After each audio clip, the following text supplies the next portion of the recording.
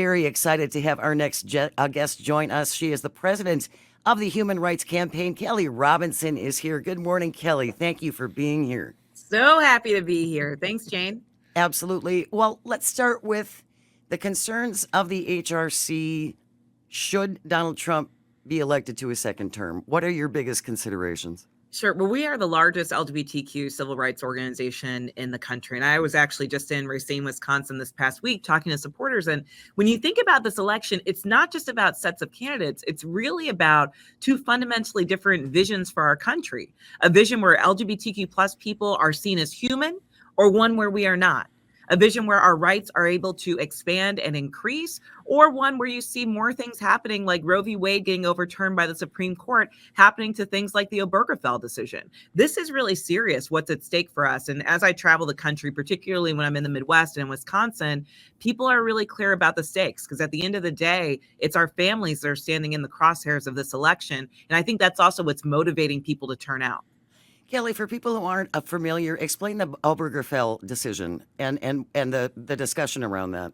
Yeah, and people should know this. So when Roe v. Wade was overturned in 2022, Clarence Thomas wrote a concurrence. And in that concurrence, he said that next the court should revisit landmark decisions like Obergefell, Windsor, and Lawrence. These are cases that have fundamentally established rights for LGBTQ plus people in this country. Obergefell was decided in 2014 that made marriage equality the law of the land. Lawrence decriminalized same-sex relationships in this country. These are really pivotal pieces of legislation. So, I really think that for anybody listening, this is the first time that we've had a Supreme Court that's been in the business of taking away rights and not expanding them.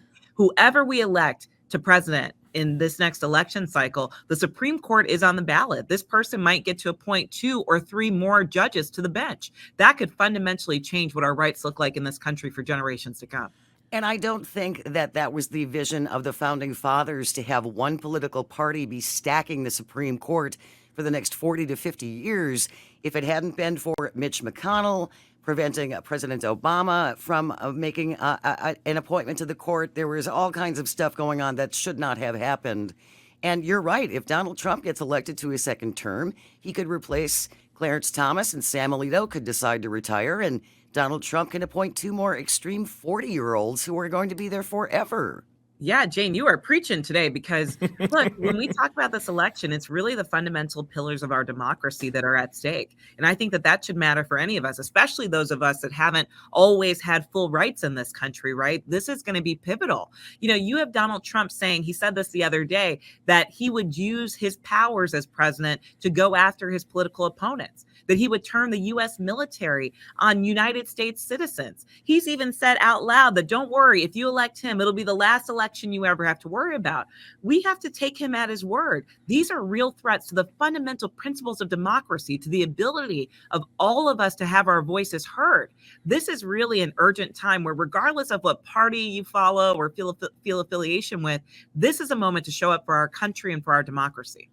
Kelley, one of the things that I find so very troubling, Donald Trump just spoke in Detroit at an economic forum, or maybe it was the one in Chicago that he was at, and a reporter asked some of the attendees whether or not they believe the things that he says.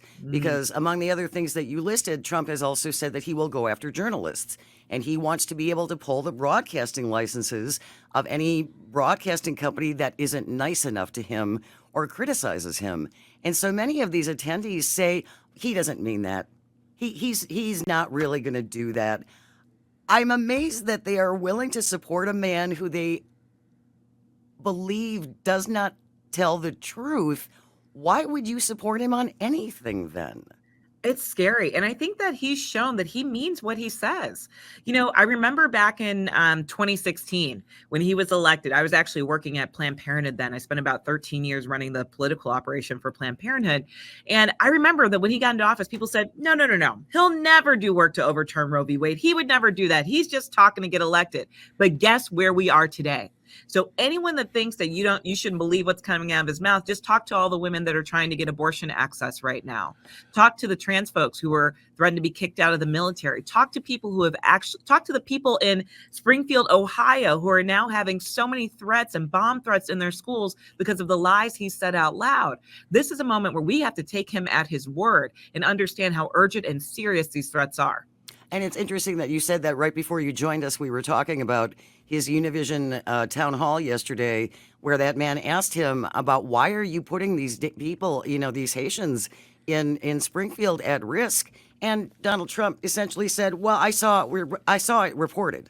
So again, we're going to give the nuclear codes to the man who just repeats what he hears and thinks that he sees without vetting or investigating or making sure the information is actually accurate. That should terrify everyone. Absolutely. And look, Americans deserve better than that, right? And I think that what we're seeing when I talk to voters is they see through this. They don't want somebody that has concepts of a plan. They want somebody that has an actual plan to help us in our lives, because people are experiencing some real stuff. I mean, surviving in this economy is hard. Trying to buy your first home is hard. Sending your kid to school has a level of anxiety because you don't know if they're going to make it home again.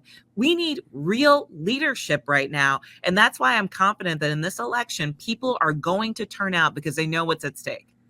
If you're just joining us, Kelley Robinson is our guest. She's the president of the Human Rights Campaign, a very big advocate on behalf of our LGBTQ plus citizens. Greg, you had a question. I want to go back to something we were talking about with regard to revisiting older decisions as well as what Dobbs did. And when one of the things that you noticed, the people who were pro Dobbs were saying, don't worry, it sends it back to the states. It's about states' rights.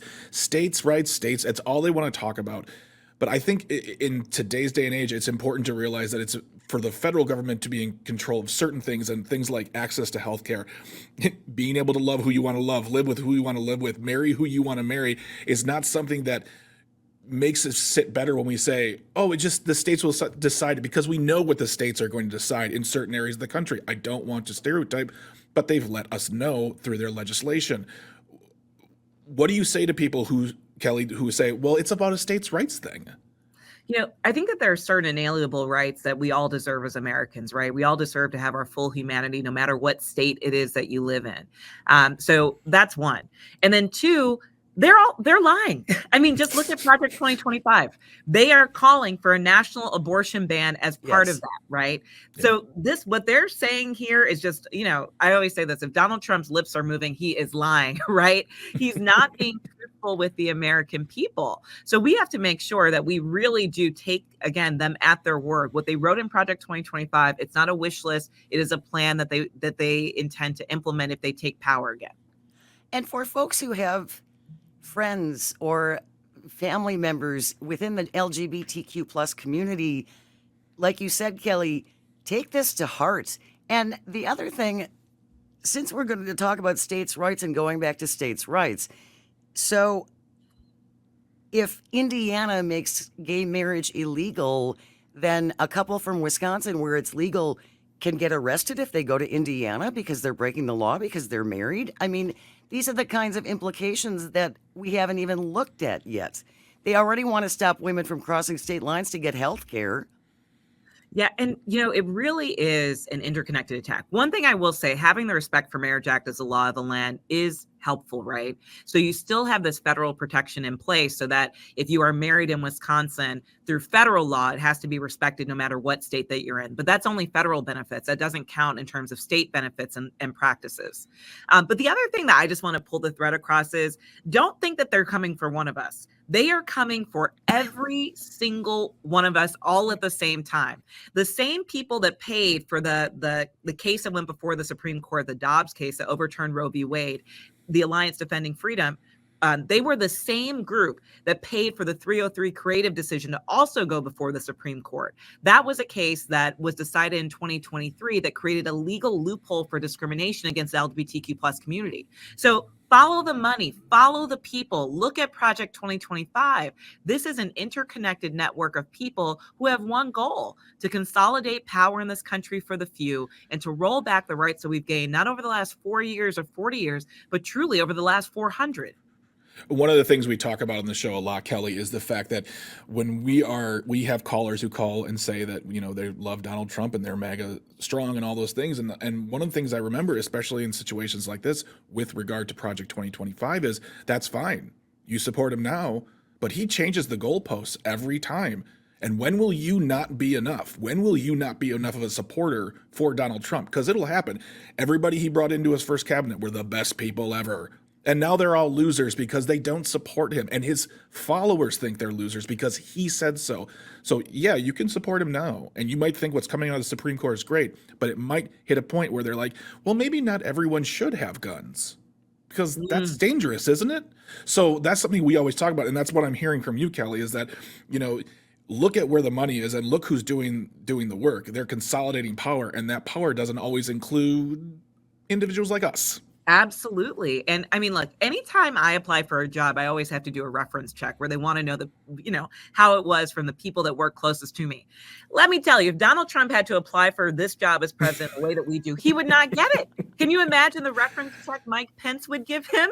Can you imagine? I mean, no former president has endorsed him to be president of the United States again. His heads of security and defense have called him a threat to the nation. I mean, look at the people who are closest around him and what they are saying about him. Look, again, I don't care what your party ideology is.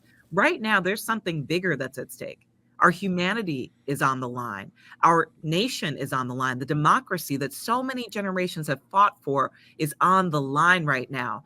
There's something urgent and patriotic for us all to do to make sure that our kids, right, and our kids' kids actually have a chance at experiencing this great democracy that we've been a part of. But that decision is in front of us right now. And I don't think, Greg and Kelly, that we can hit this enough that Project 2025 will affect you, even if today you consider yourself the perfect Christian, the perfect whatever, the perfect straight person.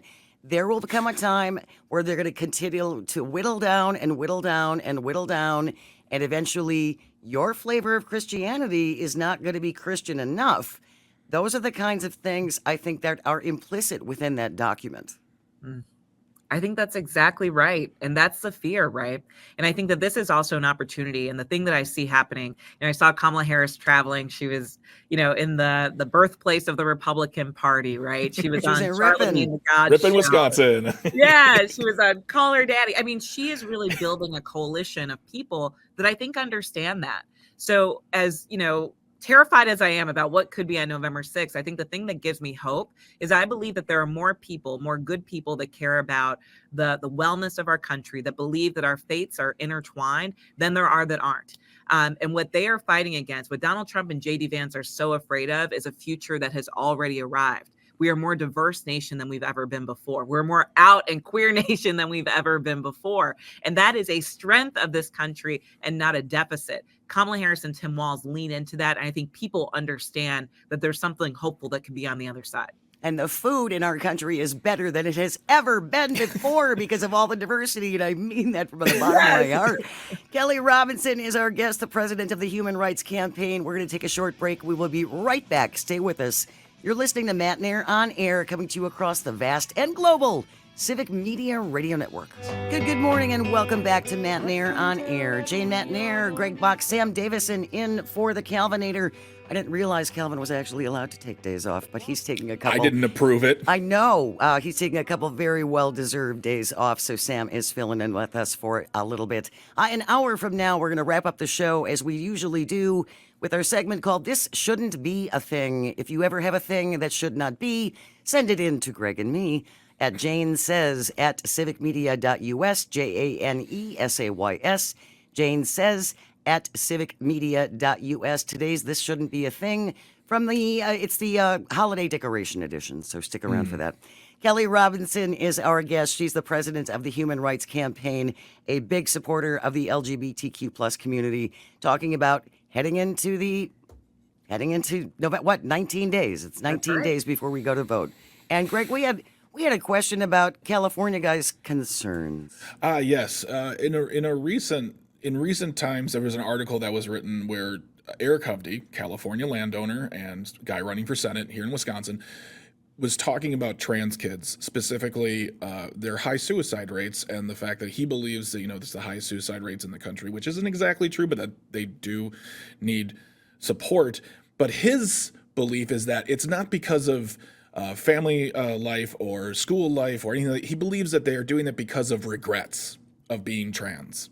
And I've never wanted to throw my computer out of the window more than my life, and I wanted to talk to you, Kelley, about that. It's the fact that he's wrong, and anyone who knows anything about the trans community knows he's wrong. And two, he's speaking about children in such a way that is not showing concern, but using them as a weapon to scare people. And I mean, that is unconscionable, and I wanted to talk to you about that, Kelley. I think it's sad. I mean, you were talking about the things that shouldn't be a thing section. This should be in that, right? Yeah. I mean, you have adults. Eric Hovde is an adult that is using his platform to pick on children for political gain. That is not right. Not only is it not effective politically, but it's also just not right to do. Now, on the political front, we've seen these ads run nearly every political cycle at the end in the final few weeks when you've got extreme candidates that don't have plans to offer to their voters. They try to peddle in chaos and fear, right? And usually targeting communities that people don't know a lot about. But what we know is that it doesn't work. They tried this in Kentucky in 2023 against now sitting Governor Andy Beshear, and he handily won. They tried this against voters in Ohio when they were trying to enshrine abortion rights into law. Opponents were running anti-trans attacks, and they failed, right? Abortion is now in that state's constitution. So we know that this doesn't work. What it is a distraction so that we're talking about this and not talking about the policies he doesn't have to support the people of Wisconsin. But while I'm not concerned about the efficacy on voters, what I am concerned about is every kid and every family that's hearing this stuff, right? Because we know that our trans kids are bullied and harassed more than other kids at school. We know that people have such barriers to getting access to the care that they need, to the mental health care that they need. We know that parents are being harassed by sometimes their neighbors when they're just trying to give their kid the best chance at affirming their identity and raising them so that they can be proud of who they are. This is a time where we need leaders that aren't going to attack children, but instead have a plan for all families to make sure that we're better off. And Kelley, you make a very good point. There's a Gallup poll about what issues voters are concerned about. The economy is number one. Democracy in the U.S. is number two. Supreme Court justice candidates potentials as number three. Immigration, all of these come much higher. In the list of 22 possible issues, the dead last issue is transgender rights. And you're right, they're trying to make this more of a thing than it is. Absolutely. And it's because they don't have a plan. So we need to be able to see through this. And we also need to affirm for our trans kids, for parents that are raising trans kids, that our community stands with them, right, at a time that's really hard and difficult. And I think that what you have in Tammy Baldwin is that champion. I mean, she's been fighting for the Equality Act. She was the one that led the effort to get the Respect for Marriage Act to be federal law, protecting marriage equality in this country after the overturn of Roe v. Wade. She has been a real champion, not just for our community, but really for all families. That's what we want in leadership. We have 19 days left, Kelley. What should we be doing? What can we Voting. do? Oh, really? Okay, hold on. Check. Voting. Thank you. I appreciate that. Yeah, just a reminder, But we've suggested, make a day of it. Get girlfriends together and carpool together and go vote and then go to brunch or go get your nails done or go make it an event. It is an event. This is the most important thing we get to do in our democracy is cast a ballot. Absolutely. And I keep reminding folks that November 5th is the last day of the election, not the first. Every day until we get there is going to be election day. We should be talking to people about the issues that we care about. We should be asking our friends and family, hey, what's your vote plan? We need to go together. But make sure that you're not just taking responsibility for getting yourself to vote, but you're taking responsibility for getting all of your friends and family to vote too. And when we do that, when we show up, we're going to win because we know that overall, especially in the state of Wisconsin, the numbers are in our favor. There's over 1 million voters that prioritize LGBTQ plus equality when deciding who to vote for. We can do this, but we've got to show up and we've got to do it together. We can do it. We absolutely can. Every vote makes a difference, especially in a state like Wisconsin. And what we've been asking our audience to do, Kelley, is share what they know. Yes. So share what you know about the constitutional amendment that's going to be on Wisconsin's ballot specifically. Share what you know about stories of how women have been impacted by the overturn of Dobbs. Share what you know. It's never been more important. Kelley Robinson is the president of the Human Rights Campaign. Thank you so very much for Thank you joining so us, much. Kelley.